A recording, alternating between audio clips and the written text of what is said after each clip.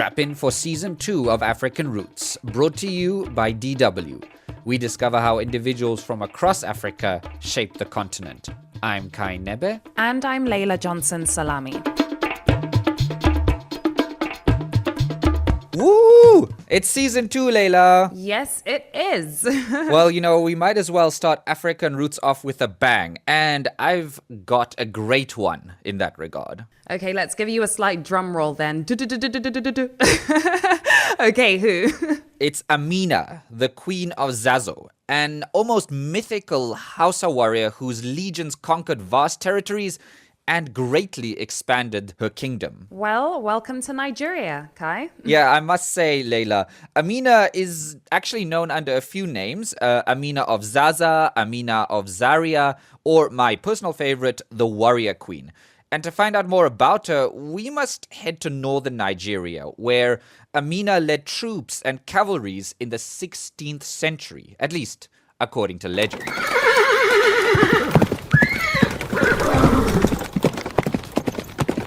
Now, there are some disagreements about the historical accuracy of Queen Amina's achievements, or the achievements attributed to her. This is because the stories about her are, from oral legends collected by anthropologists. Okay, fair enough. I mean, she is very present, I would say, in our national history, that's for sure. We may not learn about her in school, but the myths and the folk tales of the warrior queen are plenty. There's also the famous Queen Amina statue at the entrance of the National Arts Theatre in Lagos. Wow. And Laila, I was actually flicking through Netflix like, those interminable searches when you're actually looking for something to watch. And I actually found there's a Nigerian film made about Amina of Zazzau on Netflix. So it's probably worth checking it out. Yeah. But let's try to stick to the facts that we actually know about her, which I must warn you are not as concrete as we might like.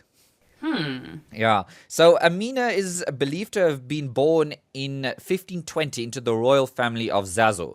That's in northern Nigeria on the border of the Sahel region, and it was a predominantly Muslim area.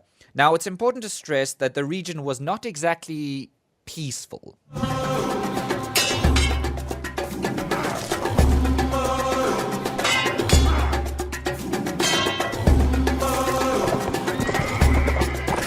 There's raiding, changing dynasties.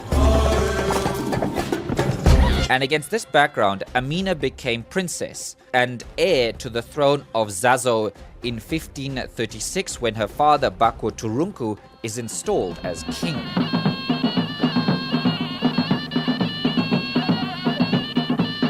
That sounds like a princess to me. Amina also had a sister, Zaria, after whom the modern Nigerian state of Zaria is named. But you get the impression that from an early age, Amina showed signs that she would be anything other than, an ordinary princess. See, legend has it that she was largely raised by her grandmother Marka, who, being a noblewoman herself, instructed Amina carefully on the politics and matters of state. Cool granny. Yeah, but Granny Marka also noticed that Amina had a certain taste for war and weapons. One story tells how Amina was playing with a dagger while she was a toddler. Pretty much every parent's fears, I would say. Yeah, you could say that. Now, just imagine they actually had electricity back in those days. Imagine what you would have been doing then. But the story goes that Granny Marka was not even alarmed and did not fear that Amina would hurt herself because of the way she held the dagger, as if it were the most natural thing in the world. Natural talent, essentially. Amina's conduct and interests are enough for her father, the king of Zazzau, to start preparing her for war.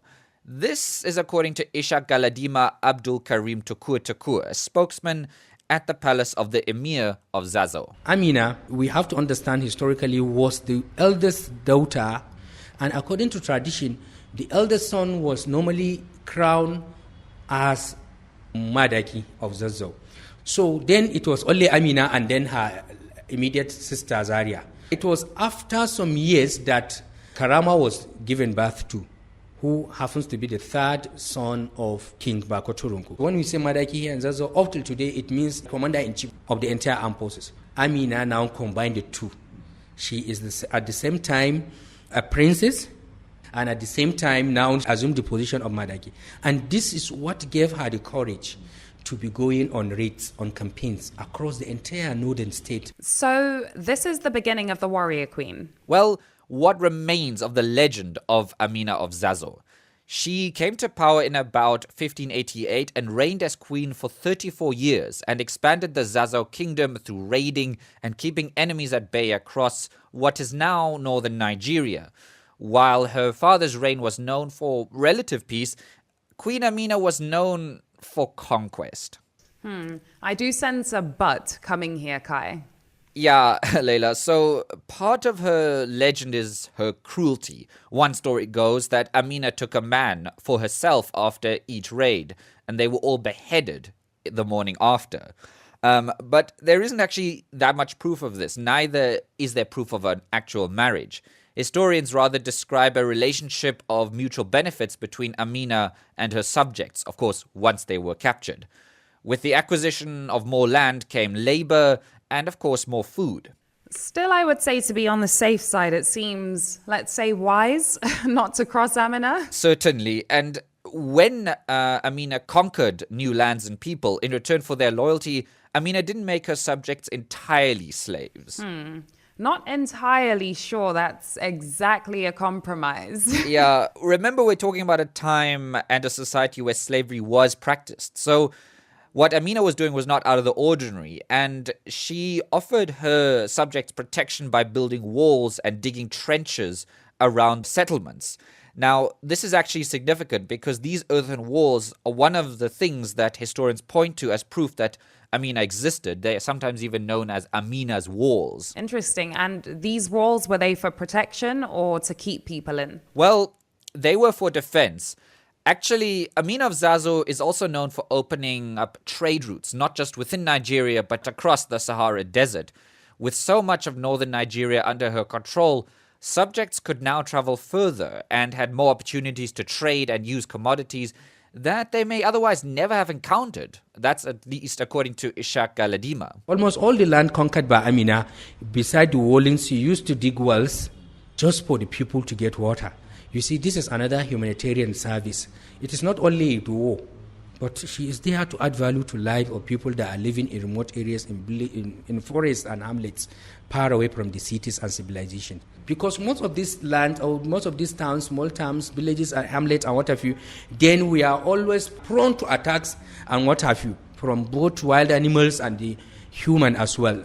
So for that, Amina tried to see that she fortify the towns and what have you, and to give them shelter, and at times even leaving some or making them like an outpost where some military will be kept there. I understand the times, but the humanitarian part, I would say, is up for debate. Yeah, that's definitely true. And I guess you couldn't really describe as Amina as really humanitarian by today's standards. But then I guess a lot of things historical figures did in those days would be weird by today's standards. Yep, you can say that again. Yeah, seriously though, the legend of Amina has also been questioned. Some believe she has been used as a vehicle for myth-making around the Zazzau Emirate.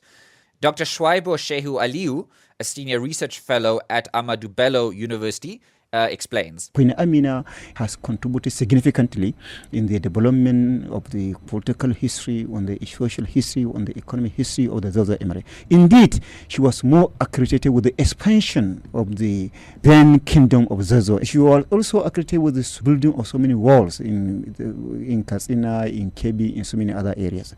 And that's why some historians are saying, no, the history of Queen Amina is not a myth, it's a reality. But others are saying, no, the issue of Queen Amina has been overblown by some certain section of the ruling class in the Emirate. But predominantly, if you go to Turunku, which is the seat of power of Queen Amina, up to now, the first person that drew the attention of the historian on the history of Queen Amina was Sultan Muhammad Bello, the son of Sheikh Usman bin Fodio. He was the first that captured the history of Queen Amina in his famous books in Pakar and Mysore. And he stated that we were told there was a famous queen in the kingdom of Zazzau who reigned in the 16th century. From that, historians pick up They started making investigation, making research to uncover the major contribution in which Queen Amina has made in the history of the Zazzau Emirate. So these emirates still exist within Nigerian society today. And Queen Amina is remembered in monuments in Nigeria, as well as on various local and international film and television. One part that I've somehow always missed out or wanted to really know is what exactly happened to her? Well, that's a really good question, Laila, because the exact circumstances of Amina's death are not entirely known. But it's said that she died in the early 1600s. Of course, it's told that it was during a battle on the front of Atagara, a place in modern-day Kogi state in north-central Nigeria. She lived by the sword and I guess also died by the sword. Absolutely. Quite an active life she lived. Queen Amina of Zazzau, surely a legend if ever there was one, and for northern Nigerians, certainly considered a nation builder. If a little on the violent side. Although, I wonder if this would be a factor if she were a man. You know what I mean? Possibly we would just be thinking of him as some great conqueror. Yeah, that's certainly true. I mean, there are even people named after that. For example, William the Conqueror, Ivan the Terrible, and these characters, of course, the violence that they brought upon other people was actually seen as a positive thing. And I think you're totally right about that.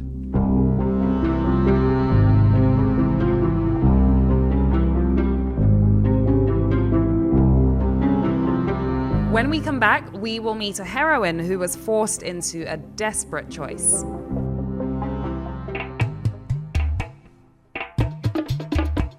DW African Roots. Find new African Roots episodes on dw.com/African Roots, Spotify, iTunes, and wherever you get your podcasts. So, Laila, you mentioned a desperate choice. What choice are we talking about? Well, first of all, we are staying in West Africa and we are talking about the mother of a nation. While Queen Amina of Zazzau conquered her way to glory, I want to tell you about Queen Abla Pokou, who is a little different, I would say, from Amina. Okay, so in what way? In many fundamental ways, Cai, but I would say that she also has a firm claim, let's say, to being known as the mother of a nation, and you're going to hear why just now. Let me start with a little bit of background. Abla Pokou was born a princess at the beginning of the 18th century, also into a royal family, I must add. She was the niece of King Osei Tutu, the founder of the Ashanti Empire in modern-day Ghana. But when the king died, his nephew Opoku Ware took over, and this led to infighting because Ware's succession was challenged.